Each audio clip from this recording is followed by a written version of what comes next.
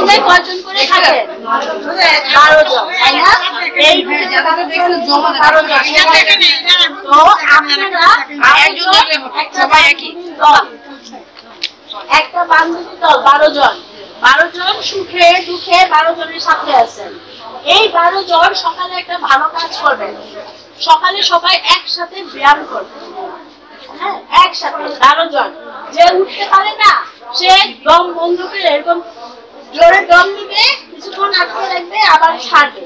এতে কি হবে? এইভাবে মতো কম করে হলেও 5 বার করে আপনারা একসাথে করবেন।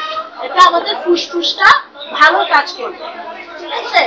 এরপরে সকালে যখন ঘুম থেকে উঠছেন, আপনার একটা বয়স হয়েছে, আপনি হঠাৎ করে উঠে লাইনে হাঁটার চেষ্টা করবেন না। আপনি ঘুম থেকে উঠে প্রথমে চোখটা চারদিকে ঘুরাবেন, তারপরে হাতটা এরকম মুভ করবেন, ছাড়বেন, দেখবেন যে হাতটা কাজ করে কিনা, পাটা একটু নাড়াবেন, তারপর আস্তে আস্তে বিছানা থেকে উঠবেন। ঘুম থেকে হঠাৎ করে উঠলে অনেক সময় আমাদের পিছনে টান লাগে, বিশেষ করে যাদের পিঠের হাড়ের সমস্যা আছে। তাহলে আমরা বিছানা ঘুম থেকে হঠাৎ করে উঠে উঠবো না।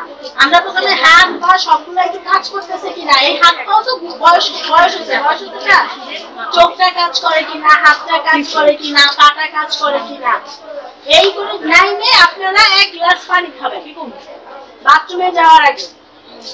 বাথরুমে থেকে এসে তারপরে হাঁটলেন, হেঁটে বান্ধবীদের সাথে গল্প করলেন, এই আপা কি বলছে সুন্দর করে হাসবেন। আপনারা রুমের 12 জন বান্ধবীর দল, 12 জন বান্ধবী। এর মধ্যে কারো রাগ বেশি, কারো দুঃখ বেশি, কারো বেদনা বেশি, কারো সুখ বেশি, অনেক কিছুই থাকবে। এই আপা সুন্দর কথা বলছে, আপনি খেয়াল করছেন, হাসবেন।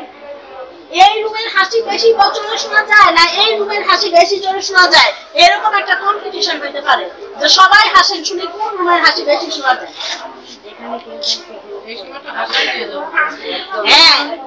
বাইরের কেউ এসে আপনাদেরকে সাহায্য করবে না, নিজের ভালো বল, আপনার বল, নিজের ভালো নিজে দেখতে হবে। আপনার সুন্দর করে বলছে আপনারা 12 জন, যদি এখানে 12 জন না হয় তাহলে একলা করবে, আপনি করবেন, ঠিক আছে?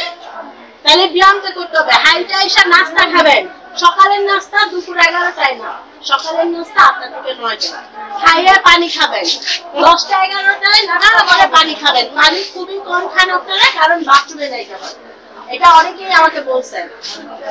দুপুরে পানি খাবেন, বিকালেও পানি খাবেন, রাতে খাওয়ার আগে পানি খাবেন, ঘুমাইতে যাওয়ার আগে পানি খাবেন। পানি খাইতেই হবে, বাথরুমে যাবেন নালে তো প্রস্রাবের জন্য কাজ করতে করতে পাথর জমে যাবে। তাহলে পানি খাইতে হবে সবাই, ঠিক আছে? আর এখানে যে খাবার খাদ্য দেয়, কম মশলা দেয়, ভালো খাবারই দেয়, আমি দেখেছি। আবার সময় মতো খাবেন। আচ্ছা, আমরা একটু শুনি। হ্যাঁ, কেউ কাউকে জোর করবো না নিয়ম মানার ব্যাপারে, যার যার নিয়ম শেষে মানবে, সে মানলে না মানলে তার সে বুঝবে। আপনি আপনারটা করেন।